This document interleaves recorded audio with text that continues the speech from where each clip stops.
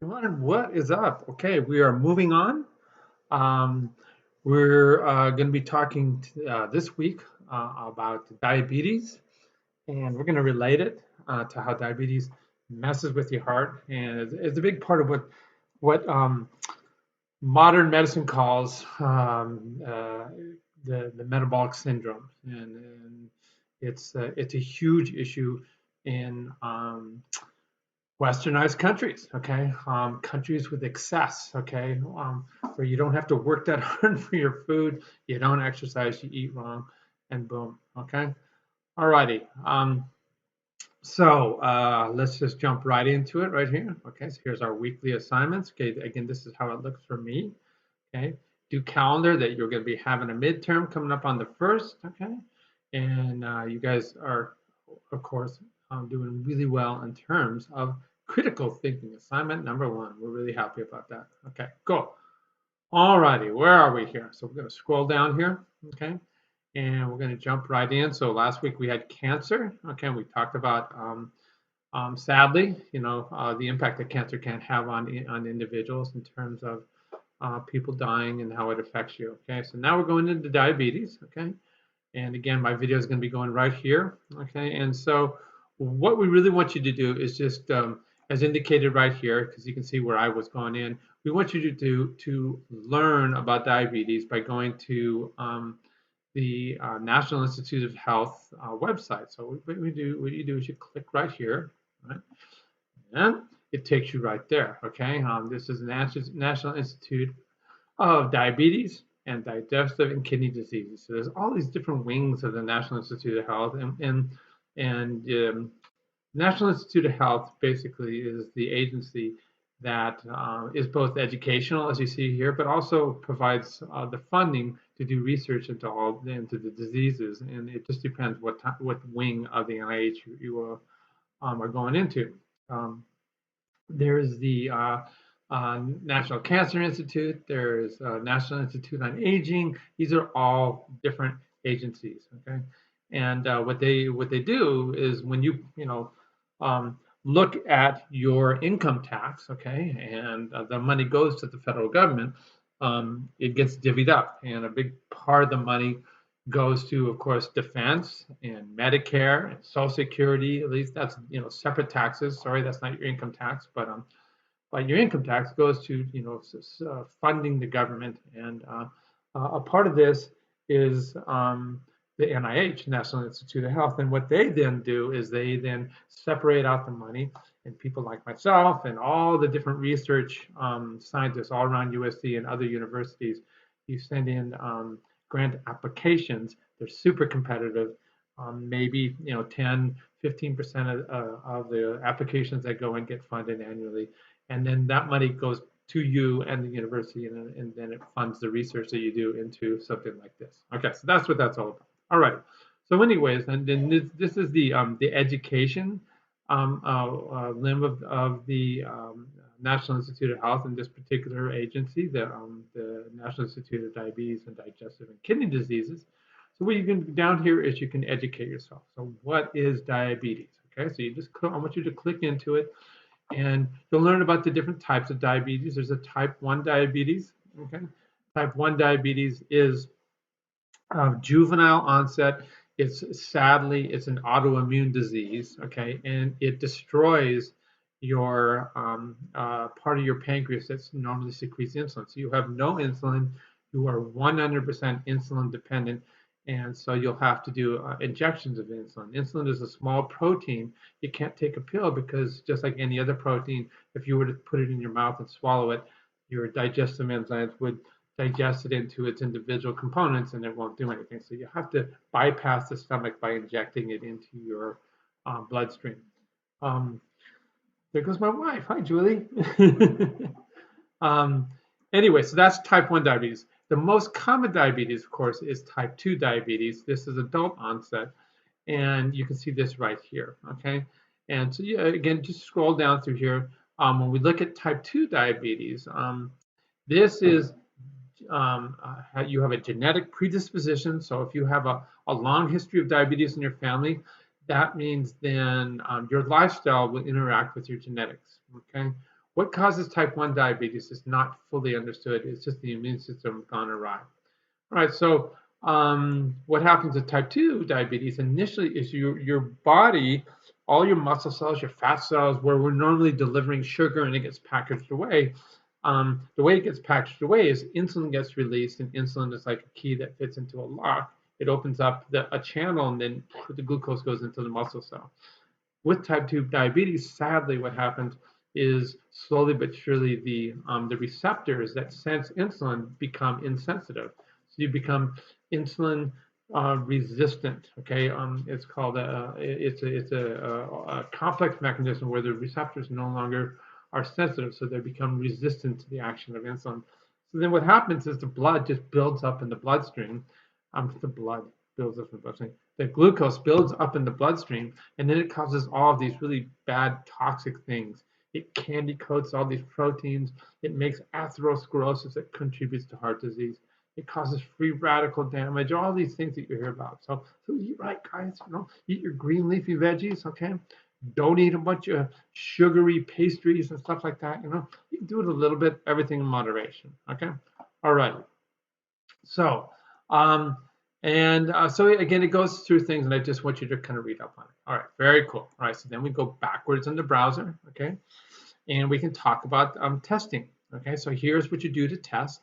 The A1C test is the best test because it samples, remember how I said, I don't want to deal with you right now, okay? How I told you about you have a lot of sugar, glucose in your blood because it's not getting packaged away because you're insulin resistance, and that sugar candy coats proteins. Okay, it's kind of like the honey baked ham. Okay, it's permanent. Okay, and it's a very kind of long-lasting chronic measure of how bad your diabetes is, how much sugar you have in your blood, and that's what the hemoglobin A1C test is all about. It's quantifying the number of the candy-coated proteins in your blood. So it's a good chronic measure. Okay, you can also do glucose blood tests. Okay, and you can scroll through here. This is all about A1C here, but there's also a glucose tolerance test. So you can get your resting blood glucose and your glucose tolerance test. And the glucose tolerance test, everybody gets the same amount of glucose, and you look at the level of glucose in the blood 2 hours later. Okay, so and what it is just how efficient you are getting rid of it. You can also look at your resting blood glucose, and if you're a diabetic, your resting blood glucose is really high. Okay, way over 100, might even be 200 milligrams per liter, which is no good. It's nothing but candy coating. All right, so that's A1C. All right, cool. Then we can look at some of the side effects, and there's going to be a video about this. Okay, so all the toxicity of the glucose and the bad blood flow because now you got the atherosclerosis, your immune system doesn't work right anymore. You got free radical damage, all this, and lo and behold, you start having kidney disease, diabetic neuropathy. Okay, this is where you get major damage, especially to the nerves down to your feet, and then that leads to foot problems, infections, because the nerves are damaged, the blood flow is bad, the immune system can't get down there. Okay, on and on and on and on. Okay, so just read up on this. Okay, guys, and you guys will be experts. All right. Statistics right here, they're pretty sad. Okay, so I actually was looking around at the statistics, and let's see if it comes up here. All right, diabetes. Okay, all right. What I want to do is I'm just going to get out of here. I thought I had it up. There it is. It's hiding. Okay, the Center for Disease Control. More than 100 million Americans have diabetes or pre-diabetes. 100 million. You know how many? That's 1/3 of the population. You can see why this is going to be an enormous personal burden on people, and as a society, the financial burden. Somebody's going to have to pay for this because people with diabetes get really, really sick, really, really sick. They lose their eyesight. That's another one. Diabetic retinopathy. They lose their kidneys. Okay, that's diabetic kidney disease. Okay. They can actually have their limbs cut off because of the infections. Okay, so it's a big deal. Okay, and you will learn about all these things when you scroll down. Now, just in case the link's not working, that's what this is all about. We provide the actual individual PDF files. Okay, but the best way to go about this is just go in here and play around with the website. Okay, alrighty. Then we come down here. It just explains how the type 2 diabetes and the insulin receptors become insensitive, okay, or insulin resistant, okay. And so watch that video. And then this goes into a guy named John, okay, who has all those complications I was talking about. He has heart disease, he has kidney disease, he has diabetic peripheral nerve pathology, and foot ulcers, okay, on and on and on. So it explains the complications, okay. And this is a very scientific view, but it actually shows you the flow. So if you're not packaging your glucose because your insulin receptors don't work anymore, you have a lot of glycemic glucose. So you get this toxicity from the glucose. It causes, super oxidative stress. That's why you eat your green veggies, okay? And it causes all kinds of different problems. These are a little bit beyond you, okay? It messes with your mitochondria, okay, which really, really is bad, okay? That causes cells to die off. Inflammation is a killer of most of us, okay? And we see right here we have insulin resistance, and then you also, because of the problem that's going on with diabetes, you're going to get a bunch of blood lipids. We all get checked for our cholesterol. That's what that's all about, okay? It's low density lipoprotein, high density lipoprotein. These are lipids that cause all kinds of problems. In the end, your heart is not working right. Cardiac dysfunction. We see these big changes in the heart. It just starts laboring. The diastolic is the resting heartbeat. The systolic is the contracted heart rate. So this is, hey, my heartbeat, my blood pressure, is 120/80. That's what that means. 120 is systolic, diastolic is 80. That's the blood pressure. It gets sky high, and then that just causes more damage and more problems. And you start having myopathy, and when the heart muscle dies and it doesn't work as well, it becomes a downward spiral, and then you have a heart attack, and then you die. Okay. Alrighty, not good. Again, this explains this concept of insulin resistance right here. Okay, guys, open the browser, do these things, have another browser open with the quiz. Okay. All right. Then we are going to take a little more positive spin, okay, in the discussion, okay, because you guys are not going to get diabetes, right? Promise me, okay? You're going to eat right, you're going to exercise, you're going to surround yourself with supportive people, all these really good things, and don't be stressed out. Stress-related diabetes is huge. Yes, when you're stressed, you elevate blood glucose and it contributes to the diabetes, okay?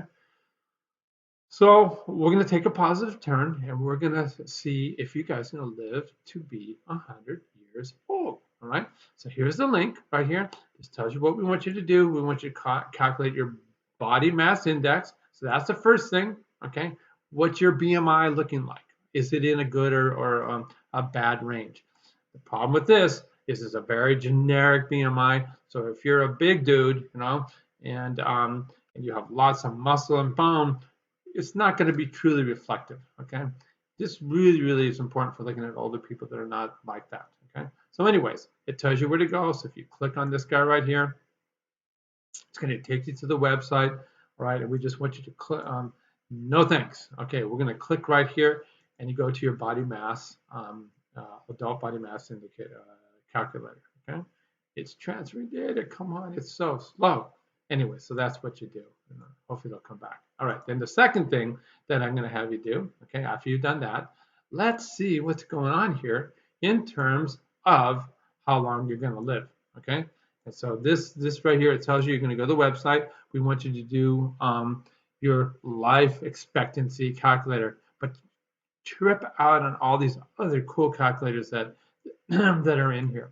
This is provided by the Social Security Administrator. Hey, looks like there it is. There's my body mass calculator, okay? So you put your height, your inches, how much you weigh, and voila. Not very fair, you know what I mean? But anyways, and then you can go down here, what is BMI used for and all that. So you can see what's a good range to be having, okay? All right, it explains everything down here, okay? Alrighty. Yeah, that's it. Okay, cool. All right, so play with that. Okay. All right. All right. Back here. All right. So this is the Social Security Administration. Okay. I'm going to make this bigger. I was playing with. Sorry, I got a little bit of a raspy throat right now. All right. So, excuse me. And what we're going to do is scroll down here again. Check out this retirement estimate. You know, if you're going to become a financial planner, these are really cool things. Okay.